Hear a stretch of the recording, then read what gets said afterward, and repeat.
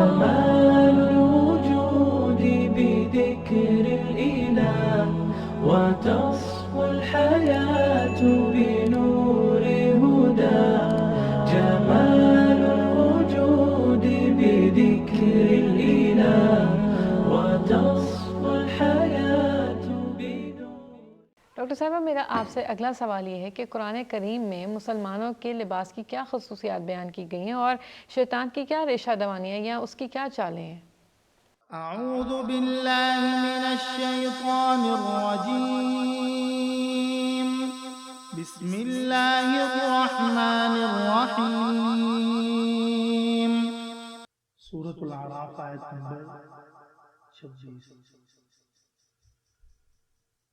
يا بني آدم قد أنزلنا عليكم لباسا يواري سوآتكم وريشا ولباس التقوى ذلك خير ذلك من آيات الله لعلهم يذكرون.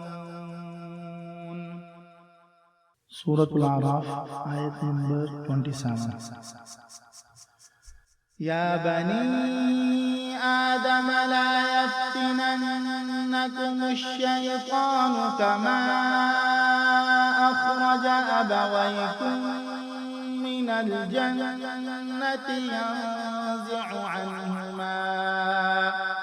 ينزع عنهما لباسهما ليريهما سوآتهما إنه يراكم هو وقبيله من حيث لا ترونهم إنا جعلنا الشياطين أولياء للذين لا يؤمنون.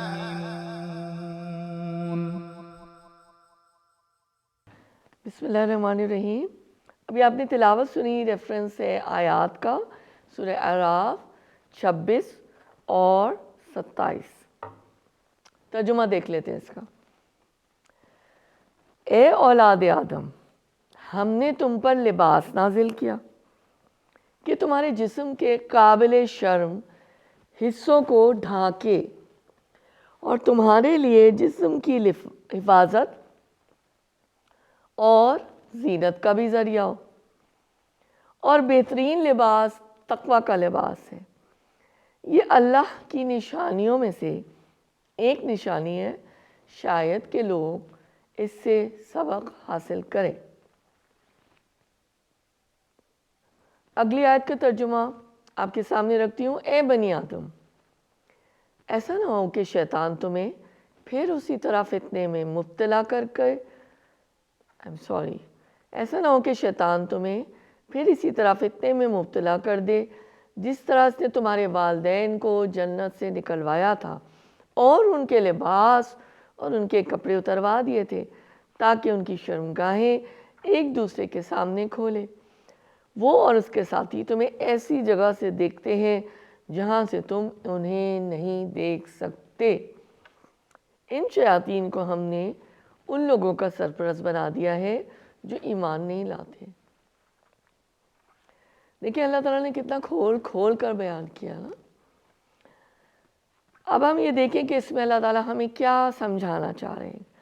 ہمیں سب کو معلوم ہے کہ قصہ آدم و حوا کے ایک خاص پہلو کی طرف توجہ دلائی گئی، یعنی سارے بنی آدم کو متمنا کیا جا رہا ہے کہ دیکھو یہ شیطان کی اغوا کی ایک کھلی ہوئی علامت تمہاری زندگی میں موجود ہے.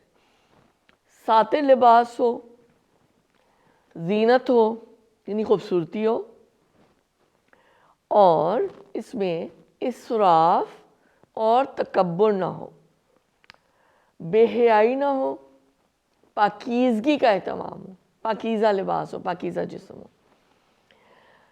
آپ نے یہ غور فرمایا ہوگا کہ اس میں اللہ تعالیٰ نے اس آیت میں پہلی آیت میں کہا کہ بہترین لباس تقوی کا لباس ہے. یہ محسوس ہو کہ یہ ایک دیندار اور باحیا شخص کا لباس ہے. لباس کو ریشن بھی کہا گیا، ریشہ. ریشہ پرندوں کے پر کو کہا جاتا ہے. آپ نے دیکھا ہوگا کہ پرندوں کو جو پر ہوتے ہیں وہ ہلکے پھلکے خوبصورت اور یعنی بہت ہی اچھا آنکھوں کو بھلے لگتے ہیں دیکھنے میں.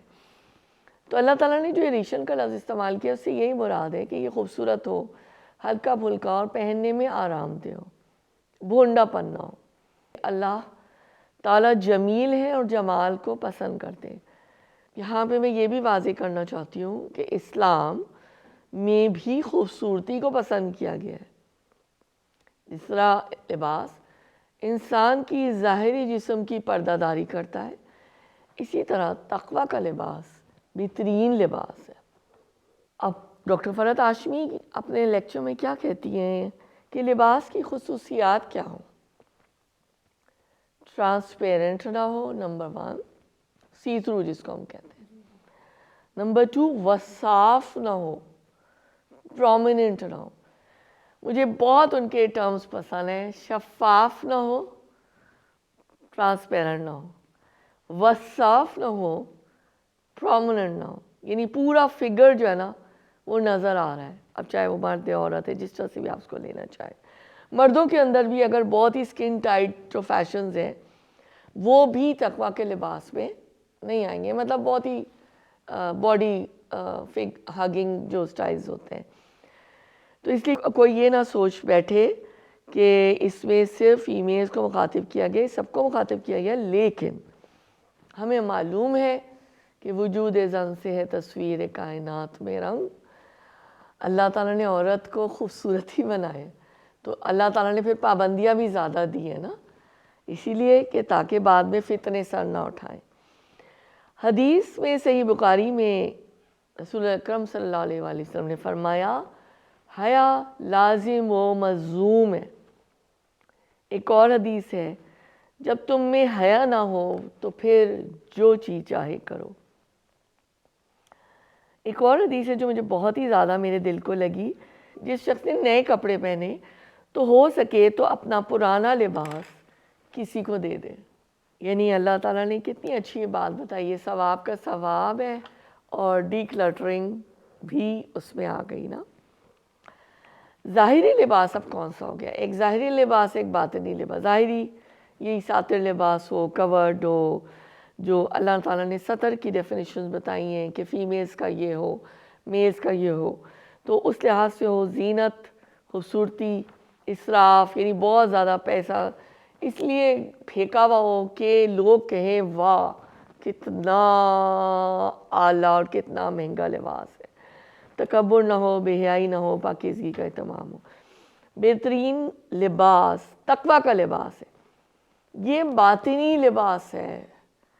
اگر تو تقویٰ کا لباس موجود ہوگا, یہ محسوس ہو کہ یہ دیندار اور باحیا شخص ہے, تو پھر آپ کا ظاہری بھی جو لباس ہے وہ اس کا عکاس ہوگا, اس کی ریفلیکشن ہوگی, ہے نا. تو ایک اور پوائنٹ اس میں یہ ہے کہ ایک تو ہم نے ظاہری لباس دیکھ لیا, پریکٹیکل پوائنٹ ایک باطنی لباس جو کہ ہمارا صحیح ہوگا تو انشاءاللہ ظاہری بھی ٹھیک ہو جائے گا. اور نمبر 3 یہ ہے کہ شیطان کے جو چیلے ہیں نا, شیطان کے جو ہرکارے ہیں نا, اس کی جو ٹیم کے سرونٹس ہیں نا, وہ بے حیائی کے ایجنٹ ہیں. اللہ تعالیٰ ہمیں ان سے محفوظ کرے. ڈاکٹر صاحبہ میرا آپ سے اگلا سوال یہ کہ عیسائیت, بودھزم اور دیگر مذاہب میں رہبانیت کی ترغیب دی گئی ہے, تو اسلام میں کس طریقے کو پسند کیا جاتا ہے؟ سورة الاعراف آیت نمبر 31. یا بنی آدم خذوا زینتکم عند كل مسجد وكلوا واشربوا ولا تسرفوا انه لا يحب المسرفين. سورة الاعراف آیت نمبر 32. قل من حرم زینة اللہ التي اخرج لعباده والطیبات من الرزق قل هي للذین آمنوا في الحياة الدنيا خالصة يوم القيامة كذلك نفصل الآيات لقوم يعلمون. بسم اللہ الرحمن الرحیم. یہ ریفرنس آیات ہیں سورہ آراف کی 31 اور 32، اور اس کا ترجمہ ہے: اے بنی آدم، ہر عبادت کے موقع پر اپنی زینت سے آراستہ رہو اور کھاؤ پیو اور حد سے تجاوز نہ کرو. اللہ تعالیٰ حد سے بڑھنے والوں کو پسند نہیں کرتا. اے محمد صلی اللہ علیہ وآلہ وسلم، ان سے کہہ دیجئے، کس نے اللہ کی زینت کو حرام قرار دیا ہے جسے اللہ نے اپنے بندوں کے لیے نکالا تھا، اور کس نے خدا کی بخشی ہوئی پاک چیزیں ممنوع کر دی؟ کہو، یہ ساری چیزیں دنیا کی زندگی میں بھی ایمان لانے والوں کے لیے ہیں، اور قیامت کے روز تو خالصتاً انہی کے لیے ہوں گی. اسی طرح ہم اپنی باتیں صاف صاف بیان کرتے ہیں ان لوگوں کے لیے جو علم رکھنے والے ہیں. اب دیکھتے ہیں اس میں کیا اللہ تعالیٰ ہمیں بتانا چاہ رہے ہیں ان آیات کے ذریعے سے. یعنی زینت کے سے مراد کیا ہے؟ مکمل لباس ہو، ساتر لباس ہو، زینت بھی ہو. جب آپ اللہ کی عبادت کے لیے کھڑے ہو رہے ہیں تو آپ جو سطر کی ڈیفینیشنز ہمیں تفسیر سے ملتی ہیں قرآن کی آیات کے ذریعے، ایسے کمپلیٹ آپ جو ہے نا وہ ساتر لباس میں ہوں. اچھا، اب کیا ہے کہ دیگر مذاہب کا جو آپ نے کہا ہے اس میں کیا ہے کہ مختلف آپ دیکھ لیں، کرسچینٹی میں بھی، ہندوازم میں بھی، بدھزم میں بھی.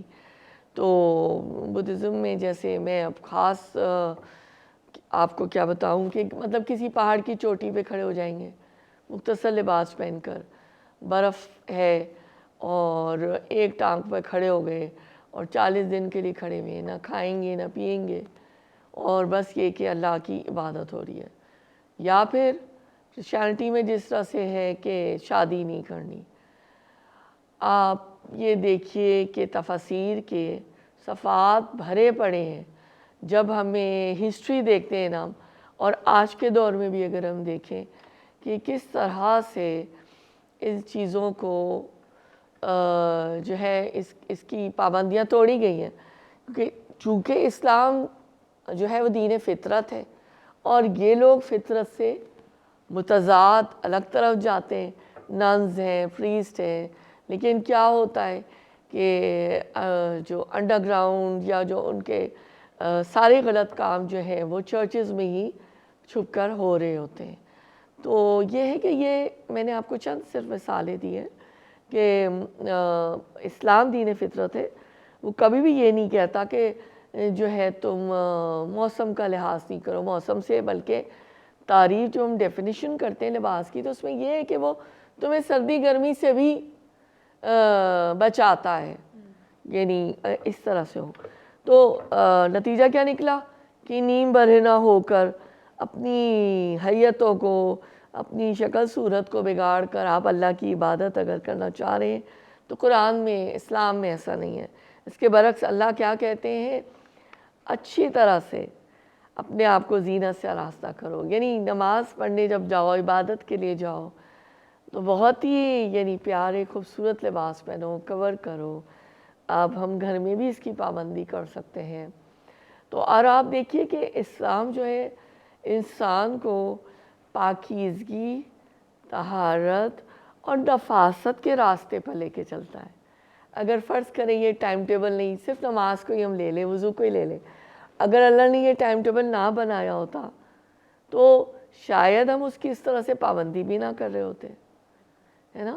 اس کے علاوہ ایڈڈ چیزیں آ جاتی ہیں کہ جو فقہ میں اس کی اجازت دی گئی ہے کہ بھئی چلیں اگر آپ کے کپڑے پاک ہیں تو آپ نہیں بھی چینج کر رہے ہیں، بٹ یہ لمبی ایک بات ہو جائے گی. تو لیکن جنرلی جو ہے ہم اس کے موٹے موٹے اصولوں کو سمجھ لیں. اچھا، اگر خستہ حال بنے ہوئے، فاقہ کشی میں، پاک رزق اللہ نے دیا اس سے بھی محروم ہے، تو یہ اللہ تعالیٰ کہہ رہے ہیں یہ تمہاری عبادت نہیں ہے، یہ ہمیں مطلوب نہیں ہے. قرآن اور اسلام کیا ہمیں بتاتا ہے؟ اللہ تعالیٰ اس میں ان کی اور ہماری عین خوشی کیا ہے کہ اللہ تعالیٰ نے جو ہمیں لباس بخشا ہے اس کو ہم پہنیں اور جو پاک رزق ہمیں دیا ہے اس سے متمتع ہوں، اس سے فائدہ اٹھائیں، اس سے لطف اندوز ہوں۔ لیکن شریعت میں دراصل یہ گناہ ہو جائے گا کہ اللہ تعالیٰ نے تو آپ کو کہا ہے کہ آپ کھائیں پئیں، اچھا لباس پہنیں، اور آپ جو ہے آپ کو اس کی یعنی جو حلال چیزیں اس سے ہی آپ اجتناب کر رہے ہو اور اپنے آپ کو بچا رہے ہو، تو یہ تو حلال کو حرام کرنے والی بات ہو جائے گی، یعنی پہننے اوڑھنے میں بھی، آنے جانے میں بھی، اور لباس میں بھی۔ تو یہی بات ہے یہاں پر۔ تو میرے خیال میں تو ہمارا دین فطرت ہے، اور اس میں بہت زیادہ آسانیاں ہیں، کھاؤ بھی پیو بھی، شادیاں بھی کرو، اچھا کھانا بھی کھاؤ، لیکن اسراف کا بتائیے کہ ایک حد سے زیادہ کراس نہ کرو۔ اب حدیث سے آپ کی اجازت سے ایک حدیث پڑھنا چاہوں گی جو اس آیت کی تفسیر کرے گی۔ حضرت ابو سعید خدری رضی اللہ تعالیٰ عنہ بیان کرتے ہیں کہ رسول اللہ صلی اللہ علیہ وآلہ وسلم جب کوئی نیا کپڑا پہنتے تو اس کا نام لیتے، خواہ قمیض ہو خواہ امامہ ہو، پھر یہ دعا کرتے کہ اے اللہ تیرے لیے حمد ہے کہ تو نے مجھے یہ کپڑا پہنایا، میں تجھ سے اس کپڑے کی خیر کا سوال کرتا ہوں، اور جس کے لیے بنایا گیا ہے اس کی خیر کا سوال کرتا ہوں، اور میں اس کپڑے کے شر سے، اور جس کے لیے بنایا گیا ہے اس کے شر سے تیری پناہ میں آتا ہوں۔ یہ سنن ابو داؤد رقم الحدیث 4020 ہے، اور سنن ترمذی میں بھی یہ ہے، رقم الحدیث 1773۔ تو لہٰذا take home points, practical implications کیا ہو گئی؟ اللہ تعالیٰ مجھے اور آپ کو، ہم سب کو عمل کی توفیق دے۔ کیا پوائنٹس نکلے گی ٹیک ہوم؟ اسلام میں رہبانیت ترک دنیا کی نفی ہے، ٹھیک ہے؟ دنیا میں رہو، اللہ تعالیٰ جمیل ہیں، جمال کو پسند کرتے ہیں، عبادت کے مواقع پر اپنی زینت سے آراستہ رہو۔ اسلام دین فطرت ہے، خوبصورت نفیس اچھے کپڑے پہنو، حلال رزق سے فائدہ اٹھاؤ، لیکن اسراف سے بچو۔ یہ فورتھ ہمارا پوائنٹ ہے جو ہمیں ان آیتوں سے ہم نے آج اخذ کیا۔ ڈاکٹر صاحبہ میرا آپ سے اگلا سوال یہ ہے کہ جنت میں کون داخل ہوگا اور کون نہیں ہو سکتا؟ قرآن حکیم سے ذرا ہماری رہنمائی فرما دیں۔ سورۃ الاعراف آیت نمبر 40۔ سورۃ الاعراف آیت نمبر 41۔ ان الذين كذبوا بآياتنا واستكبروا عنها لا تفتح لهم أبواب السماء ولا يدخلون الجنة حتى يلج الجمل في سم الخياط وكذلك نجزي المجرمين لهم من جهنم مهاد ومن فوقهم غواش وكذلك نجزي الظالمين۔ بسم اللہ الرحمن الرحیم۔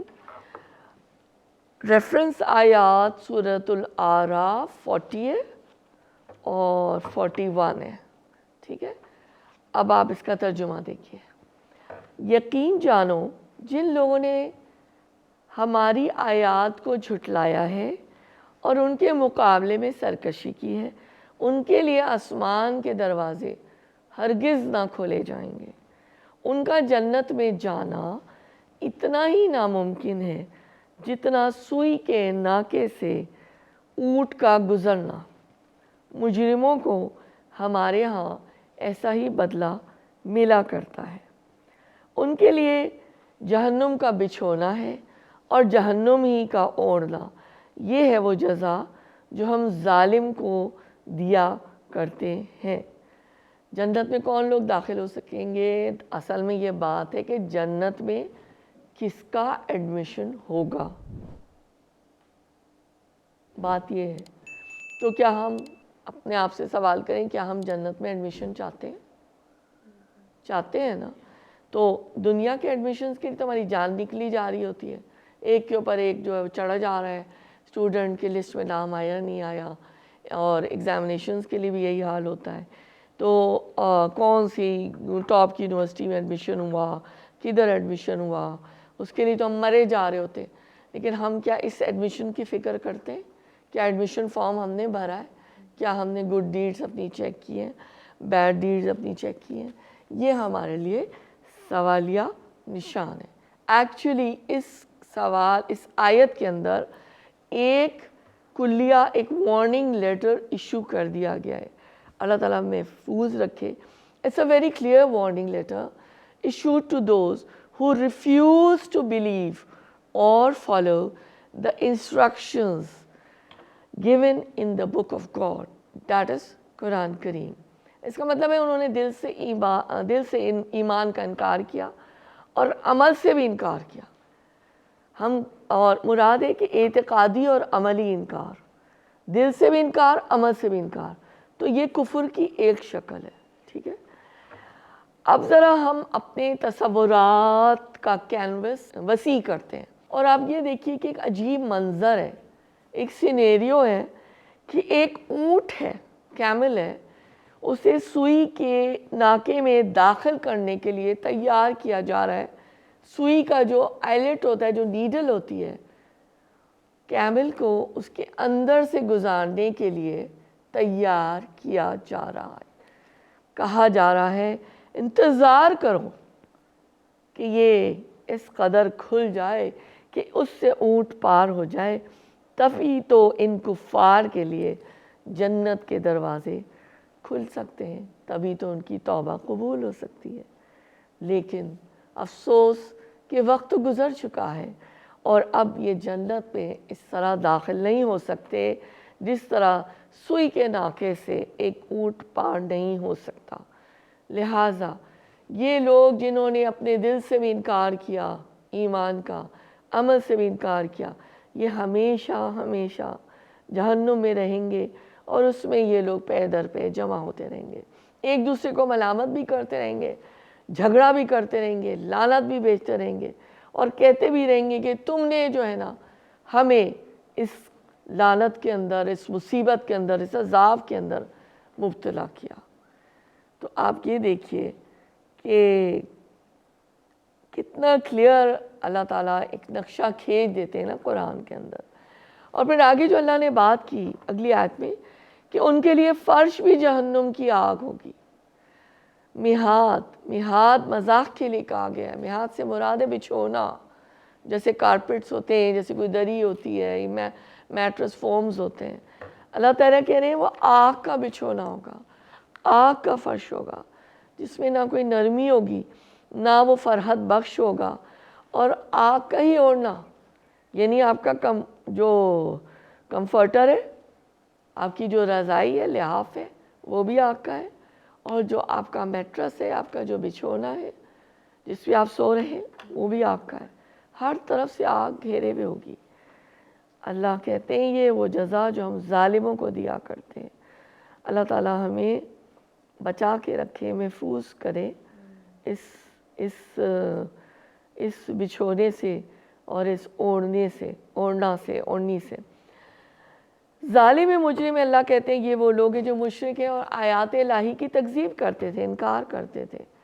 اور یہ وہ منظر ہے جو اللہ تعالیٰ نے اس آیت کے اندر کھینچا ہے کہ جو لوگ منکر ہیں, دل سے بھی تھے, عمل سے بھی تھے, ٹھیک ہے, اور سرکش تھے, وہ کبھی بھی جنت میں داخل نہیں ہو سکیں گے. اللہ تعالیٰ نے مثال ایک اونٹ کی دی ہے کہ جیسے کہ ایک سوئی ہو اور اس کا ناکا ہو, جو اس کا ہول ہوتا ہے نا, تو اس میں وہ داخل نہیں ہو سکتا.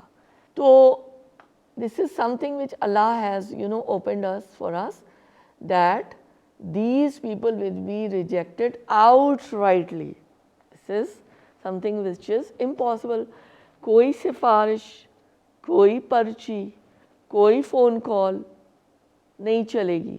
وارننگ لیٹر اللہ نے یہاں پہ دے دیا ہے کیونکہ یہی ہمارا پیپر ہے جو آؤٹ ہوا ہے.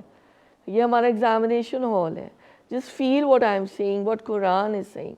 So this letter is issued to those who refuse to follow the instructions given in Quran Kareem and Ahadith Mubarakah. اللہ تعالیٰ ہمیں محفوظ کرے. ڈاکٹر صاحبہ میرا آپ سے اگلا سوال یہ کہ سورہ الاعراف میں اصحاب الاعراف کا ذکر آیا ہے، یہ کون سا گروہ ہے، اس کی کیا تفصیل ہے؟ سورة الأعراف آیت نمبر 46. وَبَيْنَهُمَا حِجَابٌ وَعَلَى الْأَعْرَافِ رِجَالٌ يَعْرِفُونَ كُلًّا بِسِيمَاهُمْ وَنَادَوْا أَصْحَابَ الْجَنَّةِ أَن سَلَامٌ عَلَيْكُمْ لَمْ يَدْخُلُوهَا وَهُمْ يَطْمَعُونَ. ترجمہ میں آپ کے سامنے رکھتی ہوں. ان دونوں گروہوں کے درمیان ایک اوٹ حائل ہوگی، یعنی ایک حجاب یا ایک پردہ سا حائل ہوگا، جس کی بلندیوں پر کچھ اور لوگ ہوں گے. بلندیوں بریکٹ میں آراف. یہ ہر ایک کو اس کے قیافے سے پہچانیں گے اور جنت والوں سے پکار کر کہیں گے سلامتی ہو تم پر. یہ لوگ جنت میں داخل تو نہیں ہوئے مگر اس کے امیدوار ہوں گے. اب آپ یہ دیکھیے کہ ان آیات میں کیا بتایا گیا ہے، ان کی تسلسل ہے، پوری بات اللہ تعالیٰ نے ایک نقشہ کھینچا ہے. یہاں پہ 3 گروپس ہیں اصل میں نا. ایک اہل جنت ہے، ایک اہل دوزخ ہے اور ایک اصحاب الاعراف ہے.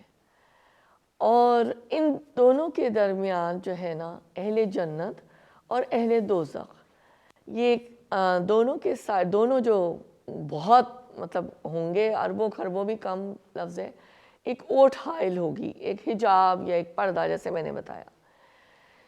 تو یہ اس طرح کا ہوگا، پرابلی کوئی گلاس ٹائپ ہوگا یا جیسے بھی وی کین ناٹ امیجن نا کہ اللہ کی آرکیٹیکچر ہوگا کیسا، اٹس بیونڈ آر امیجنیشن. اور ایک طرف ہوں گے اصحاب الاعراف.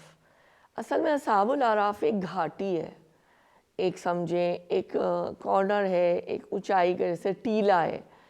وہاں پہ ایک جو اصحاب سے مراد یہ ہے نا کہ صحاب بہت سارے لوگ ہیں جو اس اعراف چوٹی کے اوپر جمع ہوں گے. ٹھیک ہے، وہ بہت پریشان ہوں گے کیونکہ وہ جب دیکھ رہے ہوں گے، یہ پورا سین ہے نا، امیجن کریں کہ ایک طرف اہل جنت ہے، ایک طرف اہل دوزخ ہے، ایک پہاڑ کی چوٹی ٹیلا ہے جہاں پر کافی سارے لوگ ہیں جو اصحاب الاعراف ان کو کہا گیا، اعراف نام کی ادھر کھڑے ہوں گے.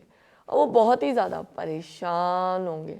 ان کو یہ نہیں پتا کہ کیا اللہ تعالیٰ ان کو کک کر کے دوزخ میں پھینک دیں گے فرشتوں کے ذریعے، یا کوئی چانس ہے کہ ان کا جنت میں ایڈمیشن ہوگا یا نہیں ہوگا، کیا وہ اس کرائٹیریاز پہ پورے اتریں گے یا نہیں اتریں گے. اب اصحاب الاعراف ایکچولی کون لوگ ہیں؟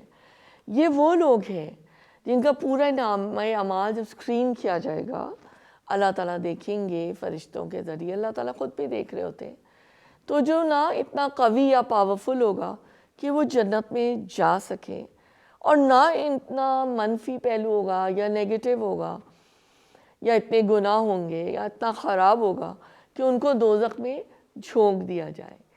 اسی لیے یہ جو ایک سرحد ہے اعراف، جنت اور دوزخ کے درمیان، وہاں پہ وہ لوگ کھڑے ہوں گے. حدیث کے ذریعے سے دیکھ لیتے ہیں کہ ابن جریر کی حدیث ہے کہ اصحاب الاعراف وہ لوگ ہوں گے جن کی نیکیاں اور گناہ برابر ہوں گے اور ان کو انتظار کرایا جائے گا. یعنی کہ وہ ایک ویٹنگ لاؤنج کی طرح ہوگا اور ان کو کچھ نہیں پتا کہ ان کا رزلٹ آؤٹ ہوگا تو کس طرف جائیں گے. جیسے کہ ایک ٹرانزٹ ہوتا ہے نا، فرض کریں کہ ہم کوئی ایئر لائن لیتے ہیں اور وہ جس ملک کی ایئر لائن ہوتی ہے تو جو ان کا کیپٹل ہوتا ہے وہ وہاں پہ ضرور پیسنجرز کو وہاں ٹرانزٹ میں رکنا پڑتا ہے، 2 گھنٹے 4 گھنٹے، کبھی کبھی 7 گھنٹے. میں ایئر لائن کا نام نہیں لوں گی، تو جو بھی ایئر لائن ہو یہ ایک اصول ہے. تو اسی طرح یہ جو ٹرانزٹ ہے، ٹرانزٹ لاؤنج میں، ٹرانزٹ فیز میں یہ لوگ ہوں گے اور یہ خوف سے کانپ رہے ہوں گے کہ اللہ ہمارے ساتھ کیا ہونے والا ہے، ہمیں نہیں پتہ. احادیث میں بہت سارے جو ہے نا وہ بتائی گئی ہیں باتیں، خیال پیش کیے گئے ہیں راویوں کے ذریعے سے. کچھ نے کہا ہے کہ الٹیمیٹلی ان کو جنت میں ڈال دیا جائے گا، کچھ نے کہا کہ معلوم نہیں کتنے عرصے ان کو، کتنے لمبے عرصے ان کو ادھر ویٹ کرایا جائے گا۔ بہرحال ہمارے لیے تو یہ اب عملی نکتہ جو ہم نے اخذ کرنا ہے، جو پک کرنا ہے، وہ یہ ہے کہ جو قرآن میں اللہ تعالیٰ کہتے ہیں نا فَفِرُّوا إِلَى اللَّهِ، پس دوڑ پڑو اللہ کی طرف، یعنی ہم اللہ کی طرف دوڑ لگائیں نا، اللہ کے راستے پر۔ نیک عمل تیز سے تیز تر کیجئے کہ ہم دیکھ لیں کہ ہمارا ٹھکانہ کون سا ہوگا، جنت، دوزخ یا اصحاب الاعراف، کویسچن مارک ہے۔ تو we have to pick and choose our permanent residence. This is the take home point. Doctor صاحبہ میرا آپ سے آخری سوال یہ کہ اس بارے میں انبیاء اور ان کی قوموں کا ذکر آیا ہے، تو آپ کسی ایک نبی اور ان کی قوم کے بارے میں ذرا تذکرہ کیجیے گا۔ بسم اللہ الرحمن الرحیم۔ اس میں میں نے آیات کا ریفرنس جو لیا ہے سورہ اعراف ہی ہماری آگے چل رہی ہے، تو یہ آیت نمبر 80 اور 81 ہے اور 82۔ سورة الأعراف آية نمبر 6۔ وَلُوطًا إِذْ قَالَ لِقَوْمِهِ أَتَأْتُونَ الْفَاحِشَةَ مَا سَبَقَكُم بِهَا مِنْ أَحَدٍ مِّنَ الْعَالَمِينَ۔ سورة الأعراف آية نمبر 81۔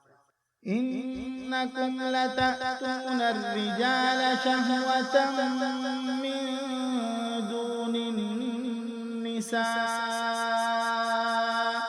بل أنتم قوم مسرفون۔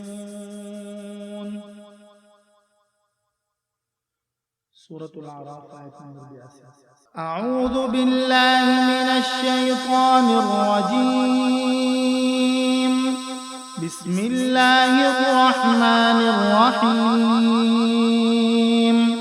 وما كان جواب قومه إلا أن قالوا أخرجوهم من قريتكم إنهم أناس يتطهرون۔ اس کا ترجمہ اب ہم دیکھ لیتے۔ اور لوط علیہ السلام کو ہم نے پیغمبر بنا کر بھیجا، پھر یاد کرو جب اس نے اپنی قوم سے کہا کیا تم ایسے بے حیا ہو گئے ہو کہ وہ فحش کام کرتے ہو جو تم سے پہلے دنیا میں کسی نے نہیں کیا؟ تم عورتوں کو چھوڑ کر مردوں سے اپنی خواہش پوری کرتے ہو۔ حقیقت یہ ہے کہ تم بالکل ہی حد سے گزر جانے والے لوگ ہو۔ مگر اس کی قوم کا جواب اس کے سوا کچھ نہ تھا کہ نکالو ان لوگوں کو اپنی بستیوں سے، بڑے پاک باز بنتے ہیں۔